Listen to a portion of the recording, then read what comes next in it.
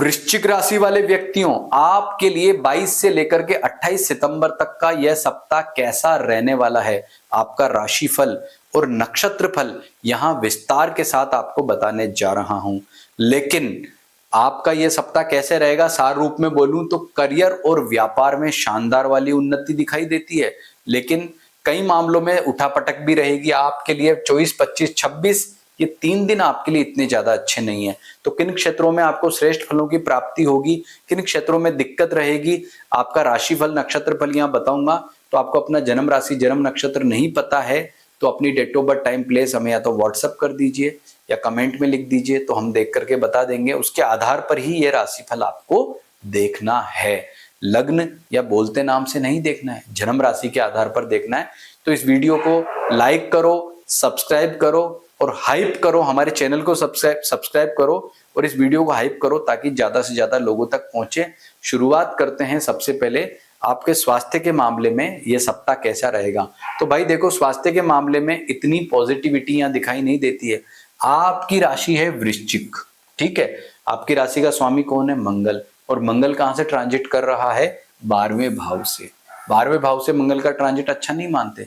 यह आपकी रोग प्रतिरोधक क्षमता को कम करता है, आपके आत्मविश्वास को कम करता है और आपके जीवन में कई तरह की दिक्कत परेशानियां इशू क्रिएट कर सकता है। ये ध्यान रखना। पॉजिटिविटी के लिए ओम अम अंगारकाय नमः मंत्र का जप करना और हनुमान जी की पूजा करना आपके लिए श्रेष्ठ रहेगा।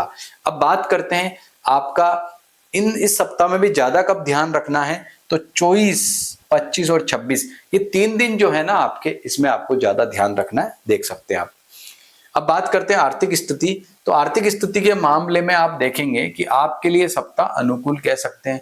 क्यों कह सकते हैं, क्योंकि शुरुआत में जो है आप देखेंगे, शुरुआत में समय अच्छा है। लाभ भाव से आप देखेंगे कि बुध स्वयं जो है वो ट्रांजिट करके आपको अच्छे फल प्रदान कर रहा है, क्योंकि धन भाव का स्वामी तो गुरु दिक्कत परेशानी दे ही रहा है। तो भाई लेकिन बुध अच्छा है ना, तो आपका आर्थिक मामला श्रेष्ठ है, पैसे का रोटेशन बड़ा ही बेहतर रहेगा, करियर व्यापार में शानदार उन्नति देखने को मिलेगी। अब जानते हैं आपके पारिवारिक सुख में, तो पारिवारिक सुख के मामले में इतनी अनुकूलता नहीं दिखाई देती है, थोड़ा दिक्कत इशू ज्यादा है।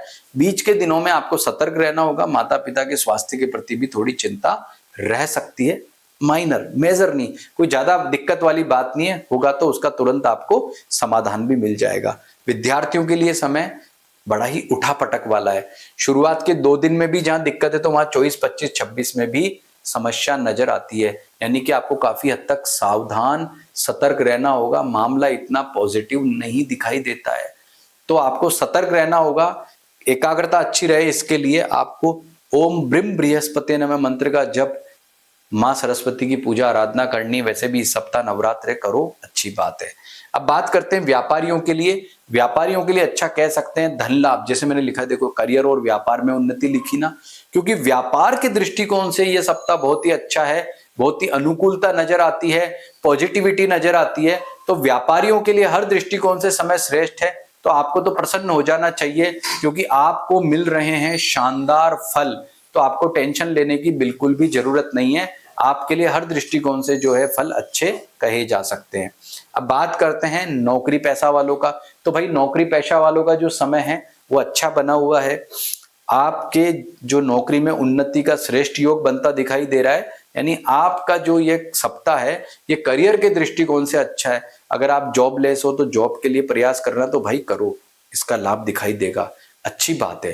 जितना ज्यादा प्रयास करोगे उतने ही श्रेष्ठ फल और अच्छे फल आपको मिलेंगे। तो मैंने आपको जो भी राशि फल आपको बताया है उसमें ज्यादा इश्यू दिक्कत आपके हेल्थ में, आपके कॉन्फिडेंस में थोड़ी दिखाई देती है और इन दिनों में सावधान रहना। लेकिन ये जो राशिफल बताया है ये जरूरी तो नहीं है कि सभी वृश्चिक राशि में दुनिया में जो भी है सब पर लागू हो, क्योंकि अरबों लोग हैं भाई वृश्चिक राशि वालों के, वृश्चिक राशि वाले। तो यह आपको व्यक्तिगत तौर पर कैसे फल प्रदान कर सकता है, आइए जानते हैं और ज्यादा गहराई से कि वृश्चिक राशि वाले जो व्यक्ति होते हैं उनका जन्म किस किस में होता है।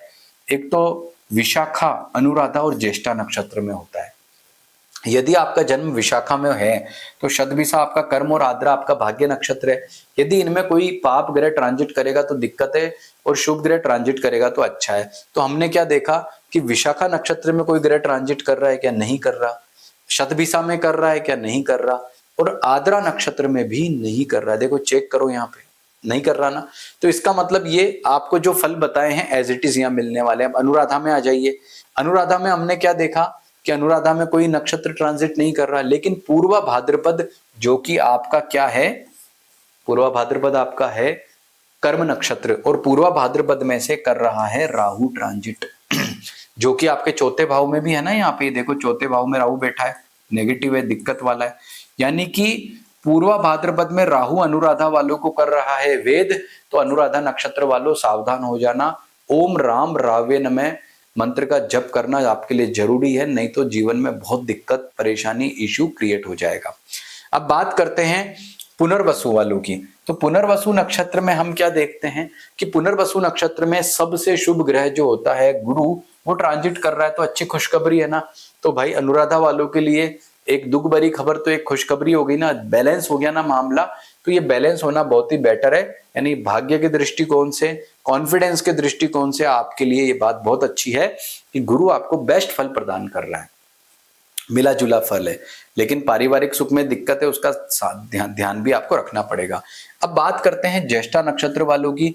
तो ज्येष्ठा नक्षत्र वालों के लिए उत्तरा भाद्रपद और पुष्य, ये कर्म और भाग्य नक्षत्र है। तो उत्तरा भाद्रपद में से जो है वो शनि का ट्रांजिट यहाँ पर आप देख रहे हैं, यानी शनि जो है ज्येष्ठा वालों को वेद करके दिक्कत परेशानी दे रहा है।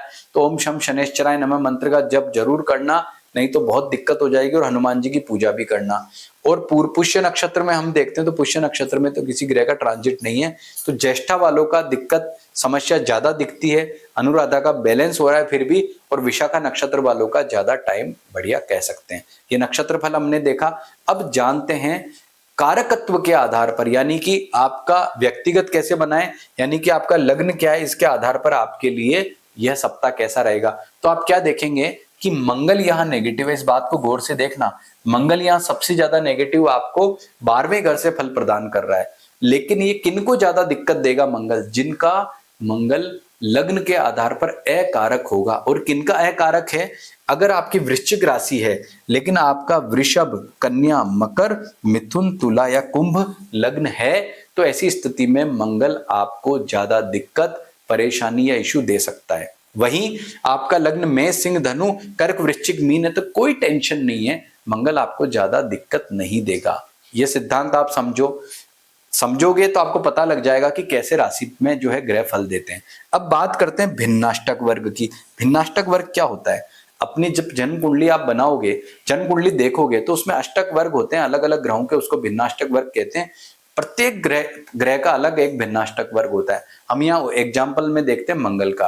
मंगल में जो भिन्नाष्टक वर्ग है हर कुंडली में अलग अलग होता है। तो आपकी कुंडली में चेक करो कि मंगल कहाँ बैठा है। यदि ये मंगल आपका 5, 6 या 7 रेखा पर होगा ना, तो पक्का मान करके चलना, बंटा धार कर देगा, दिक्कत देगा, परेशानी देगा। लेकिन यही मंगल आपका यदि मात्र 0, 1 या 2 रेखाओं पर होगा तो इतना परेशान नहीं करेगा। ये आपको मैं रेखाष्टक वर्ग की बात बता रहा हूं।